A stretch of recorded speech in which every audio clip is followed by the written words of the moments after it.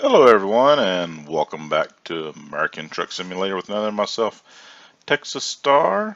As you can see here in front of me, I am looking at my external contracts trying to find a job here to take. Um, I've mainly got them sorted by destination right now. Oxnard, that was kind of close.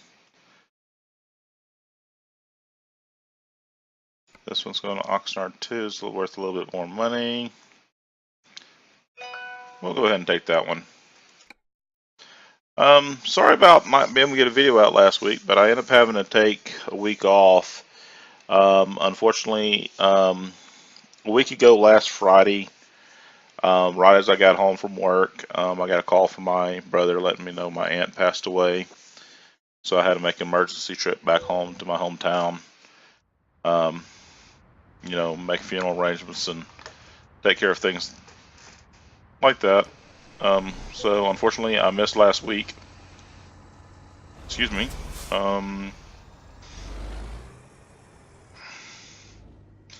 Get my camera set here in a minute. Okay, well, looks like we're going up to the rail station.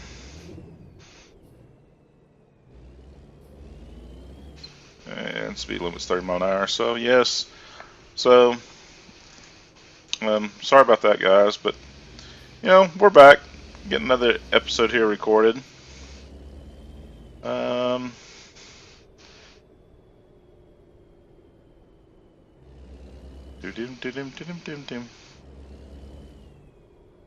I got a yellow light, that means it's going to be red before I get there.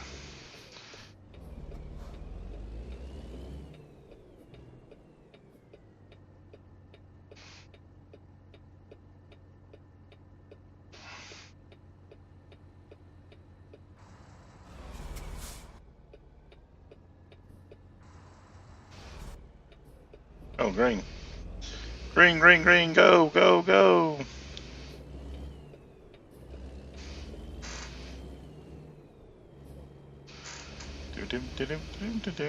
Is he going to go or is he going to wait on me? He's going to wait. Wow. May have been a bad mistake, though.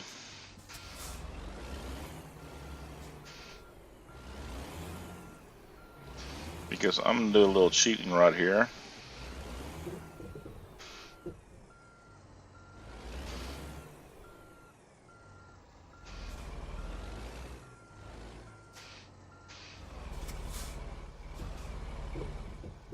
Go, get out of the way, thank you.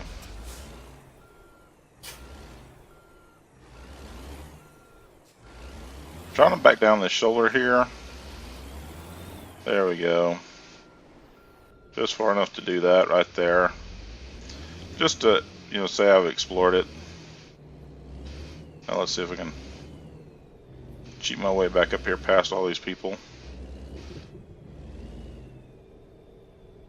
Even though there's a traffic jam there that I caused.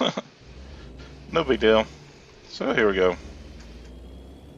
Here's the rail export, and we're going after trailer number 1. Or 3, depending on how you look at it.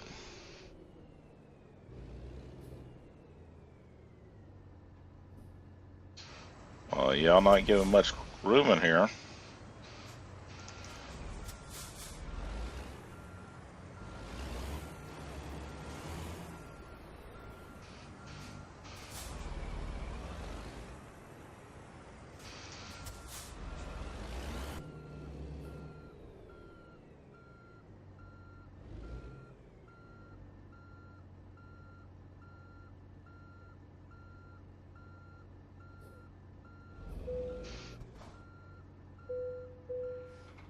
Okay. We're latched on. Turn off our lights. Okay, real quick. Bring up the map. Nope, we're going out. Down there. And you want me to go this way. Both of them go that way. It's going to add a lot of distance.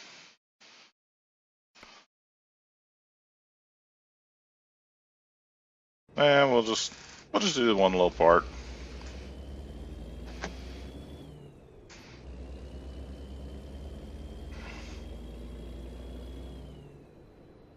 Plenty of fuel, don't need any rest.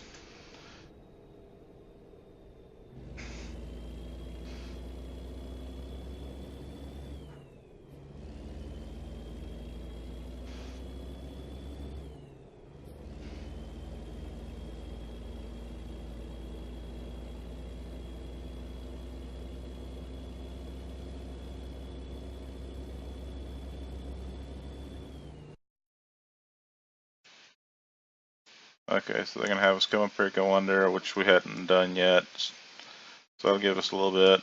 Going over here.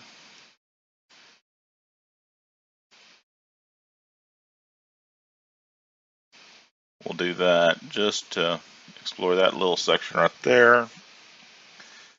We've already got that loop. We're going to come in and go down this way. Just to explore it.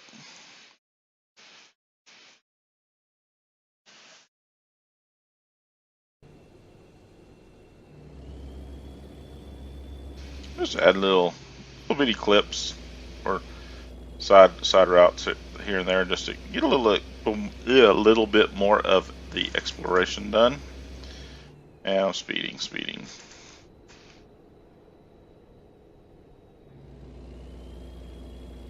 So I'm not sure if I updated y'all, but I have started a brand new job. Going back to a little bit more of actually truck driving itself. I have had my Class B CDL for going on close to the better part of 10 years now. And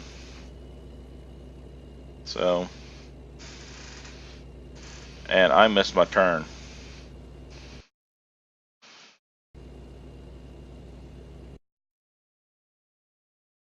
Oops. Okay. So I just made this strip a lot longer than it needed to be.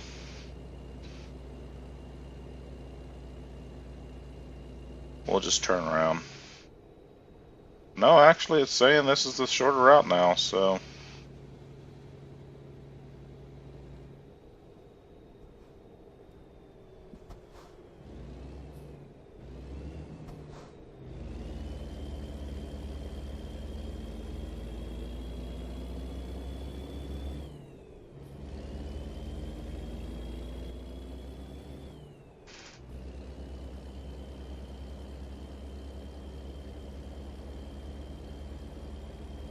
We'll just do these little side things right here along the way just to make sure we get those unlocked.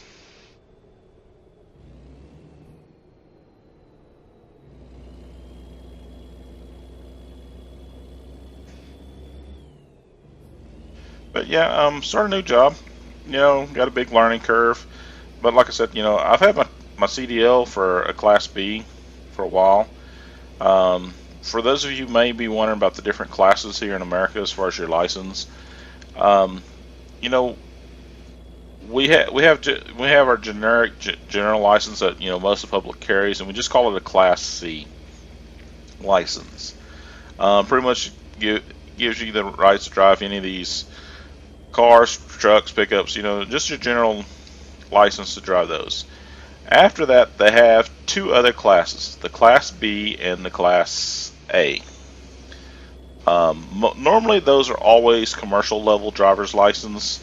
They do make a Class C CDL or commercial driver's license, but it's not. There's not a high percentage of people that go for those. To separate the differences, if it's a Class C vehicle, it has a design from the manufacturer of the vehicle is designed to carry less than 26,000 pounds. That means the physical weight of the vehicle plus everything that you can load on it has a maximum weight rating of less than 26,000 pounds. That is considered a Class C vehicle. A Class B is any vehicle that's designed to carry more than 26,000 pounds. That will normally come into things like your dump trucks, your little delivery trucks. Normally slightly bigger than, like, your mail delivery or your packaging delivering companies. A slightly larger vehicle than those. But your other delivery type things. Like if you have gas brought to your home. Trying to think. Your dump trucks, your cement trucks, things like that would be in the Class B category. And then Class A is any type of unit that is greater than 26,000 pounds and also designed to be able to pull a trailer that is rated to carry more than 10,000 pounds alone on the trailer. You drove into me. Oh, I watched that in my mirror. So your semi trucks, some of your larger gooseneck trailers that some of the farm hands have, or your industrial guys have for carrying heavy equipment. Those would rank up to Class A. The difference between a CDL and a non-CDL is just commercial. Is it rated to be considered a commercial type vehicle that you're driving, or not? Most all your hazardous materials stuff that gets transported must be done by a commercial license owner.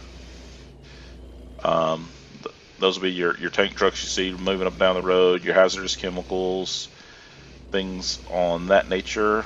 Checking the map. Okay, we are getting off here. So it'll be on that semi level.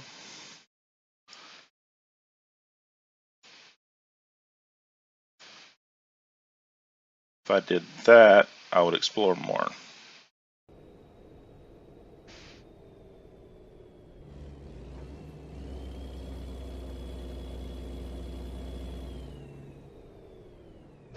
So obviously all these vehicles right here, the one we're in and these other two, are what would be classified as Class A vehicles.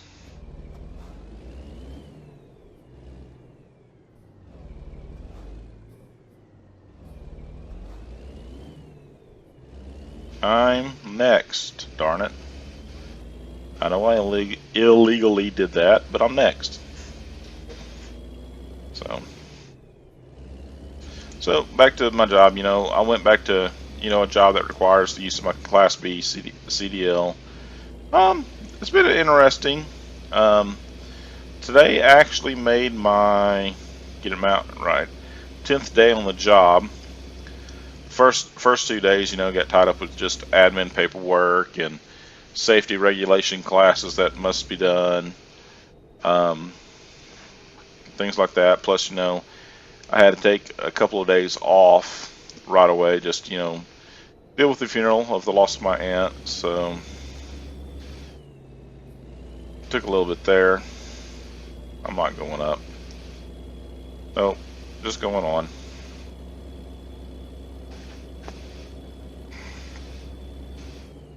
I'm already speeding.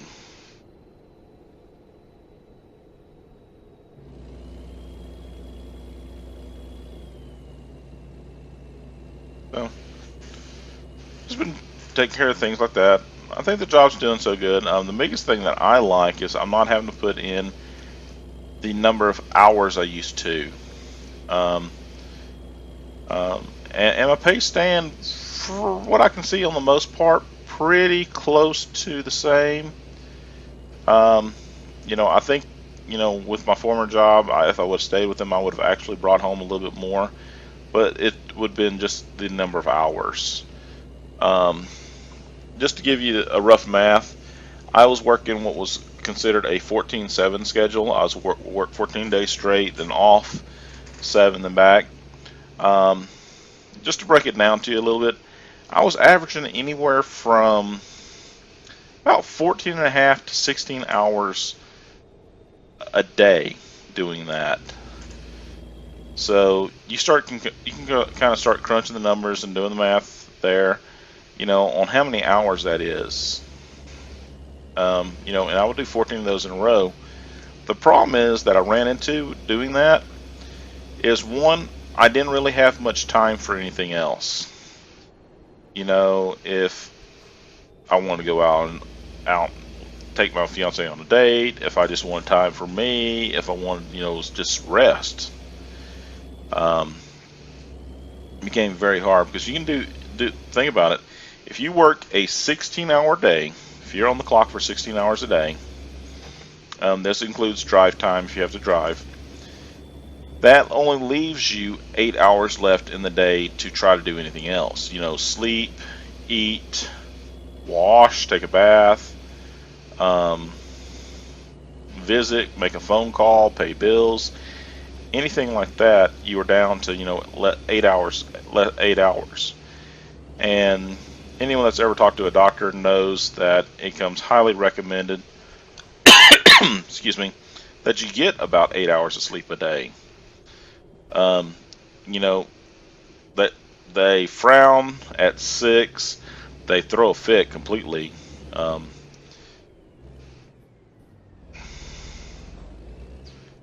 If you have less than that. Come on, come on.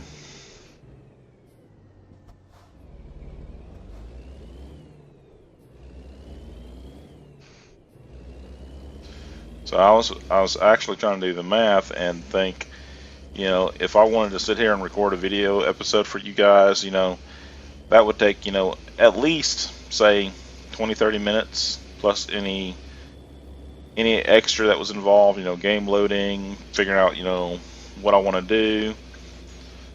That just added to it. So it really just, started hurting that. And the biggest thing that I didn't like, and this is where the biggest decision came to me, is by the time I got done doing that 14-day hitch, and get on my 7 days off, it was nice to have 7 days off. But the first day to 2 days, excuse me, I was tired. I didn't have the energy. I didn't want to go anywhere. I didn't want to do anything. I just wanted to rest. I wanted to lay around the house. I wanted to sleep. I wanted to watch TV. And that became my first 2 days. So that means, the very first two days of my 7 days, I didn't have much of a day off. I was just physically exhausted. I try to do laundry. I try to pick up around the apartment, when I wasn't able to sleep. But your clothes started to back up because, you didn't have time to really do laundry all the time. So, I try to pick that up, take out the trash, try to, pay some bills, things like that on those 2 days. But for the most part, I really just didn't have a lot of energy. I was just, tired. And I was deemed last year of having a sleep, what is it called? Sleep apnea is the actual technical term. And if anyone knows anything about sleep apnea, that's you're not fully resting. Either your tongue laxes and slips back and it closes off part of your airway. You have a form of restless leg syndrome type issue where you can't rest. It mainly focuses on the airway though. How shallow your breaths are, how much O2 levels you're getting. So with me working that job and having sleep apnea, my sleep quality was already weak and poor in the first place, and then I wasn't being given a lot of time, so I just decided, it was time for a change. And the biggest thing that I'm seeing with this job so far is, right now learning the job, and if there's issues, you can put in a long day. I've been averaging probably about 9.5 to 11-hour days for the most part. So it's a lot different. I get all my weekends back now for the most part. I haven't had any issues with that, so it's easy if I want to have, a date night or plan something with my fiance or want to do something, I now have my weekends back. So that, and I decided with me getting married this coming summer that, I really want to come home. I want to see my bride, my wife, my betrothed, the person I've decided I want to love the rest of my life. I wanted the opportunity to be able to come home and do that. I know a lot of other people that's been married before, they say, oh, that's just, you're new, you're young, to it, it's really not like that. You'll be wishing you could stay away. It's, that may be true. I'm not going to argue and deny it because, who am I to judge, the experience of others that's been down a road that I haven't, and that aspect. But at the same time, I still wanted my time. Pull it in, pull it in, pull it in. So that's the reason for the job change. Let's see, option 1, 2. We'll do 2. Oh, I normally do 2. That probably did not surprise any of you that I was going to do number 2 right there.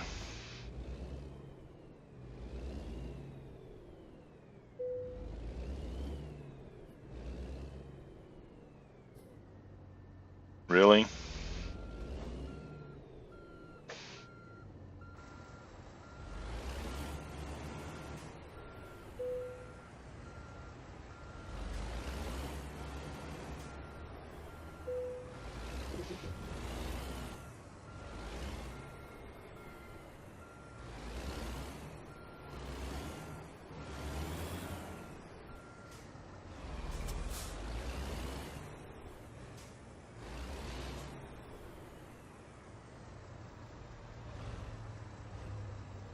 One truck.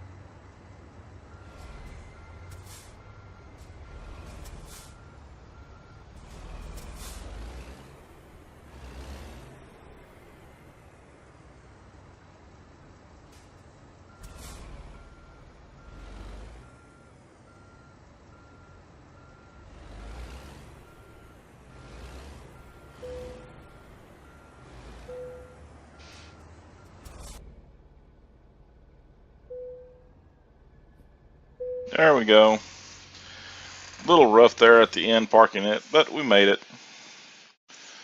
So I'm going to go ahead and call an end to the episode, guys. Thanks for watching. Please hit that share, like, and subscribe buttons, guys, to help me grow my channel. Do appreciate it, and I'll see you around next time. Bye-bye.